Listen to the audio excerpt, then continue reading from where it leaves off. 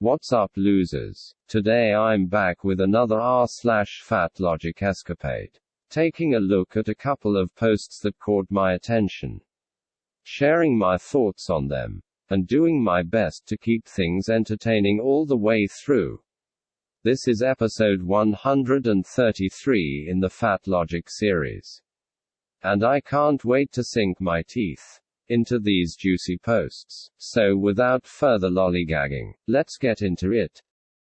Because you eat one meal a day. I do the same. Your body goes in starvation mode when you don't eat in 4 hours, which stores fat, because it thinks you're starving.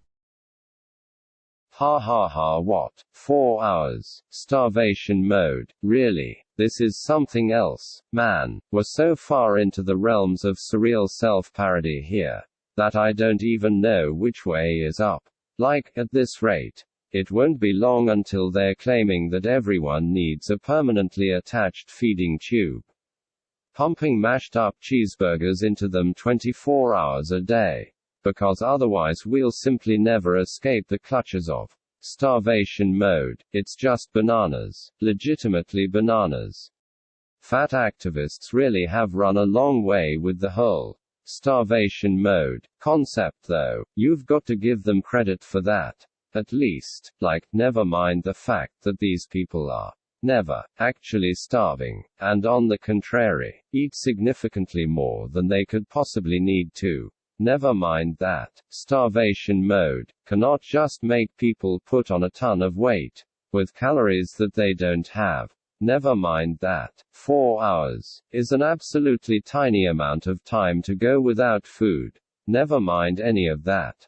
They've found something that they can use to justify their fatness as being absolutely no fault of their own, and even to flip things back on thin people and claim that really, fat people are the ones who don't eat much. And I guess all of this is just too intoxicating to pass up on.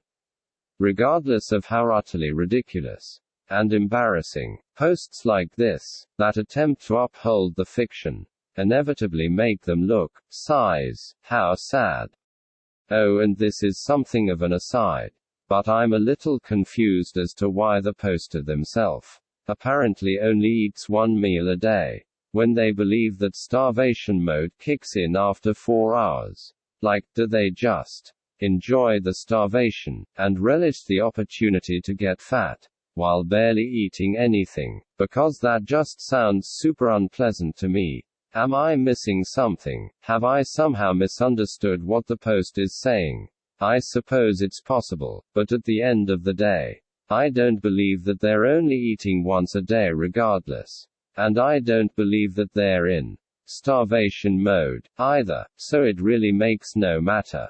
I just thought that was weird and wanted to draw attention to it. Anyway, moving on. TWO word. Medical fatphobia. COVID. Calorie mention. I was reading this article about fatphobia in Norway, and I'm so confused by this.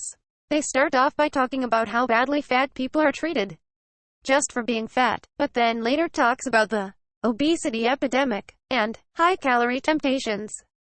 I also googled one of the doctors mentioned, and holy shit, the first article that came up was, the obesity epidemic is just as bad as the COVID pandemic, where that doctor said we should treat these two subjects equally, because obesity is more dangerous than COVID. Like, what the frick? How can you talk about the discrimination fat people face, and the complications of weight loss, and then in another article, say that the existence of fat people is just as bad, if not worse than COVID, and this is a supposed expert on obesity? Frick this country, dude.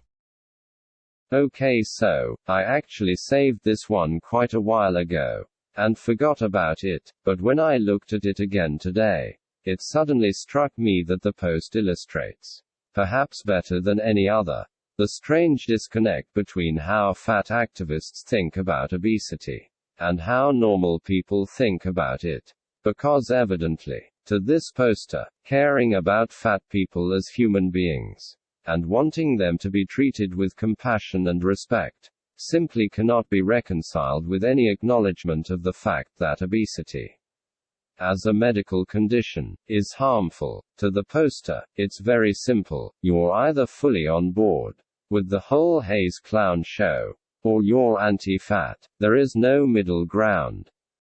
What's odd about all this, for me, at least, is how genuinely easy it is to understand the doctor's position here. Like, even if I personally subscribed to Hayes, and believed that the doctor was wrong for viewing obesity as unhealthy, I think I would still be able to understand what he was thinking. Right, he thinks that obesity is hurting fat people, and he cares about fat people, so he wants to fight obesity, so that those fat people will be healthier. It's not at all complicated. Nor is it paradoxical, it makes perfect sense, according to the information that the doctor is going on, regardless of whether this information is correct or not, which, I might point out, it is. In light of this, I can't help but feel that the poster, and other fat activists like them, are being deliberately obtuse when they frame things in such a way.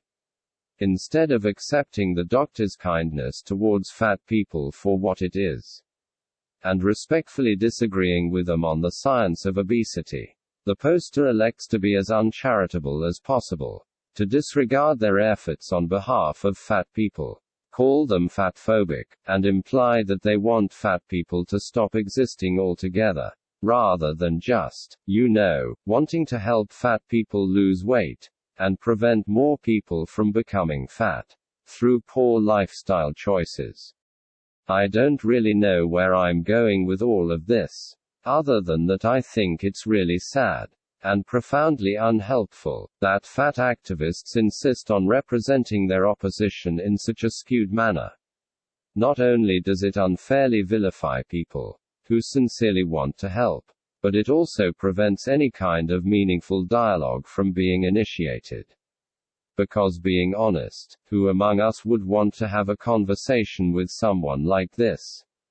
I know I wouldn't. Life is too short, and my patience too thin. So at the end of the day, all this post, and its messaging offer, is more fuel for the fat acceptance persecution complex.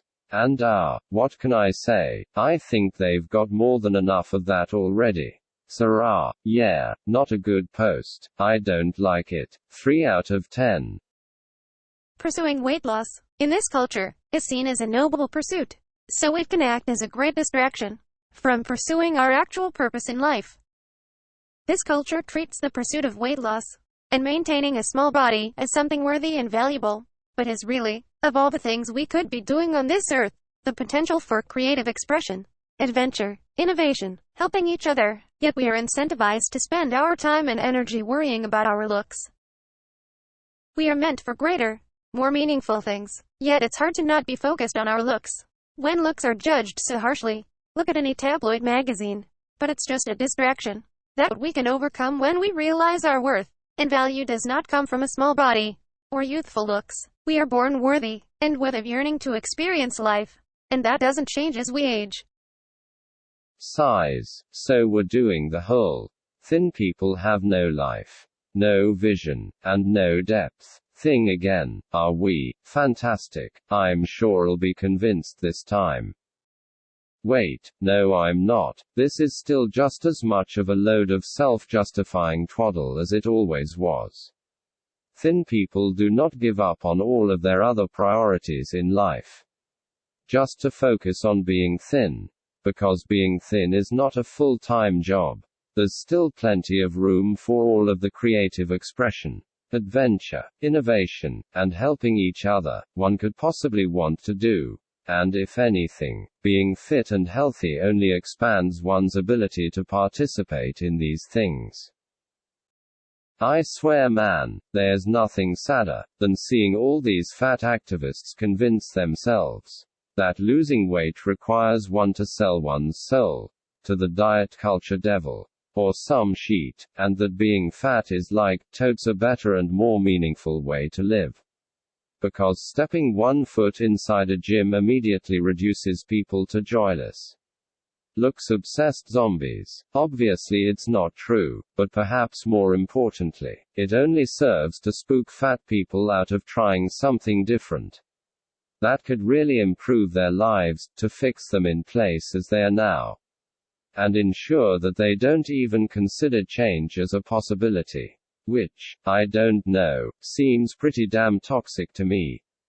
My last comment on this one is that I take issue with the whole premise of this post, in telling people that they have an actual purpose that they are supposed to be chasing, and that the decision to prioritize weight loss is getting in the way of that. Like, excuse me, but who are you to tell me what is and is not my purpose in life? If someone wants to spend a few hours at the gym every week, working on their physique, that's their business. It does not make them shallow or vain. It's just something that they enjoy doing, and that they derive a sense of satisfaction from. So can you not judge other people's totally healthy recreational activities to justify your own unhealthy lifestyle? It's not convincing, and it's not cool. Well, that's all I've got for you today. I hope you enjoyed checking out these posts with me, and hearing my doomed efforts to make sense of them. What do you think? Does one's body go into starvation mode if they go 4 hours without food? Can someone care about fat people without drinking the haze Kool-Aid? Is trying to be thin a distraction from the more important things in life? Let me know in the comments. As always, don't forget to like and subscribe, or I'll make you skip lunch, and you'll go into full-blown starvation mode. Just kidding, haha. Anyway, catch you later.